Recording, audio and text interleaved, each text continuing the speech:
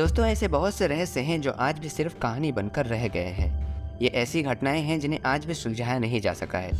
ये सभी paranormal story लोगों द्वारा शेयर किए गए अपने अनुभव हैं। हमारे साथ भी कभी न कभी इस तरह का पैरानॉर्मल इंसिडेंट रियल लाइफ में जरूर हुई होंगी, लेकिन हम इन्हें अक्सर वहम मानकर भुला देते हैं। ज्यादातर हम इस तरह के अनुभव दूसरों के साथ शेयर नहीं कर पाते हैं क्योंकि वो इसमें बिलीव नहीं करते हैं, और साथ ही साथ इस तरह की घटना हर किसी के साथ नहीं होती है। कुछ खास वजहों के कारण ही हम paranormal activity and encountering shadow people जैसे गतिविधि को अनुभव कर पाते हैं। हो सकता है कि इस तरह का अनुभव आपके साथ भी हुआ हो, लेकिन आपने इस पर ध्यान नहीं दिया होगा।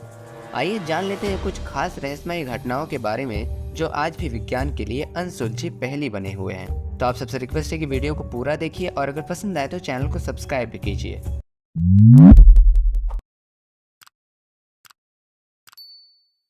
नंबर 1, दिमाग में गूंजने वाली रहस्यमयी आवाज़। दोस्तों, ये स्टोरी एक महिला की है जो एक सामान्य तौर पर घर के कामों में बिजी रहती थी। अचानक एक दिन उसके माइंड में एक मिस्टीरियस वॉइस गूंजती है जो उसे किसी तरह का निर्देश देना चाह रही थी। उस औरत को एक दिन अचानक ही ऐसा लगा कि जैसे कोई बेहद साफ तौर पर उससे बात करने की कोशिश कर रहा है। उस औरत के अनुसार उसे अपने दिमाग में गूंजने वाली वॉइस बिल्कुल वैसे ही सुनाई दे रही थी जैसे मानो कोई उसके सामने बैठकर बात कर रहा हो। उस औरत ने इसे पहली बार तब महसूस किया था जब वो घर के कामों में लगी हुई थी।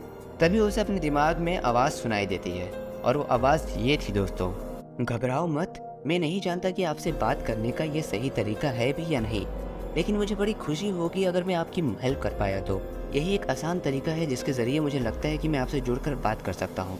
मैं और मेरा दोस्त चिल्ड्रंस हॉस्पिटल ग्रेट ऑर्नर स्ट्रीट में काम करते हैं और आपकी मदद करना चाहते हैं। क्या था उस आवाज़ का राज? उस आवाज़ के निर्देशन के सहारे जब उस महिला ने साइकोलॉजिकल असेसमेंट के टेस्ट के साथ बॉडी स्कैनिंग करवाई तो पता चला कि उसे ब्रेन ट्यूमर है। दिमाग में गूंजने वाली आवाज़ ने उसे जैसा करने को कहा, उसने उसके अनुसार ही टेस्ट और ट्रीटमेंट करवाए। जब उस महिला का सर्जरी के जरिए ट्यूमर पूरी तरह से रिमूव कर दिया गया, तब उस महिला ने लास्ट टाइम कॉन्शियस में आने पर वही आवाज़ सुनी। हमें खुशी है कि हम आपकी मदद कर पाए। इसके बाद उस महिला को फिर कभी वो आवाज़ नहीं सुनाई दी। महिला का एक रहस्यमय आवाज़ के सहारे ट्यूमर का खुद के स्तर पर जांच करवाना और छुटकारा पाना ब्रिटिश मेडिकल जर्नल में पब्लिश भी हुआ था। ये पैरानॉर्मल स्टोरी वास्तव में आज भी एक रहस्य बनी हुई है।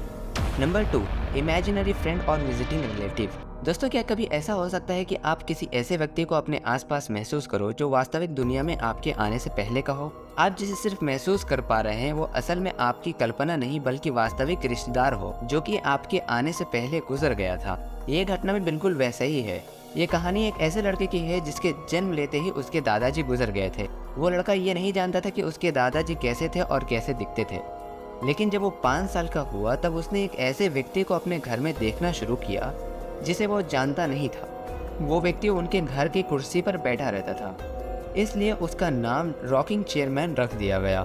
दोस्तों, ये कोई कल्पना थी या कुछ और? जब उस लड़के ने ये बात अपने घर वालों को बताई तब सबको लगता था कि वो अपने इमेजिनरी फ्रेंड स्टेज में है, इसलिए ऐसा कर रहा है। छोटे बच्चों में यह खूबी होती है कि वो अपने कल्पना में जीते रहते हैं। उनके बेस्ट फ्रेंड वास्तविक दुनिया से नहीं बल्कि अपनी कल्पनाओं से होते हैं। अपने आप से बातें करना और उसी में खोए रहना, ये सब आम बात है, इसलिए घर वालों ने भी ज्यादा ध्यान नहीं दिया। लेकिन जब उस लड़के ने उस व्यक्ति के बारे में घर वालों को बताया, यहाँ तक कि वो कैसा दिखता है और क्या क्या उसकी आदतें हैं, तो घर वाले भी शॉक रह गए। दरअसल वो व्यक्ति उसकी कल्पना नहीं बल्कि उसके दादा ही थे। भले ही वो इस दुनिया में ना हो, लेकिन अपने रिलेटिव से मिलने की उनकी इच्छा उन्हें वापस ले आई होगी। आज वो छोटा लड़का 22 साल का हो गया है। एक भी ऐसी इवेंट या जगह नहीं थी जहां खास मौके पर उसने अपने दादाजी को महसूस ना किया हो। उसका ये जुड़ाव और इस तरह की पैरानॉर्मल स्टोरी दोनों ही आज एक अनसुलझी पहेली की तरह है।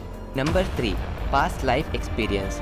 दोस्तों, 9/11 का हादसा कौन नहीं जानता। ये इतिहास का वो दिन था जब मासूम लोगों ने अपनी जान गंवा दी, वो भी एक आतंकवादी हमले में। इस घटना के कुछ साल बाद एक महिला अपने पति के साथ टीवी पर उस घटना से जुड़ा एक प्रोग्राम देख रही थी। ये घटना उसके एनिवर्सरी इवेंट के आसपास की ही थी जहां उसकी एक 3 साल की बेटी खेल रही थी। अचानक ही जब टीवी पर एक प्लेन को वर्ल्ड ट्रेड सेंटर की एक बिल्डिंग से टकराते हुए देखा, तब उसी वक्त उनकी बेटी उनके पास आई और बोली, मैं इस घटना में यहाँ मरी थी।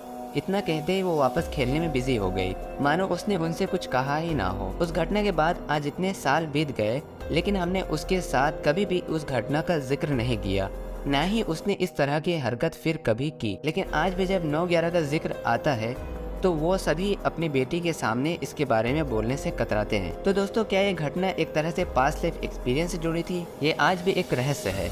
क्योंकि एक छोटी सी बच्ची के मुंह से ऐसी बात सुनना बेहद ही अजीब था। दोस्तों ये रहस्यमयी कहानियों का सिलसिला यहीं पर खत्म नहीं होता है। इस वीडियो का पार्ट 2 भी बहुत जल्द आने वाला है। अगर ये वीडियो आपको पसंद आया हो तो अपने दोस्तों के साथ इस वीडियो को शेयर कीजिए और साथ ही साथ इस चैनल को सब्सक्राइब करके बेल नोटिफिकेशन भी ऑन कर लीजिए। मैं मिलता हूँ आपसे अगली वीडियो में एक और नए टॉपिक के साथ।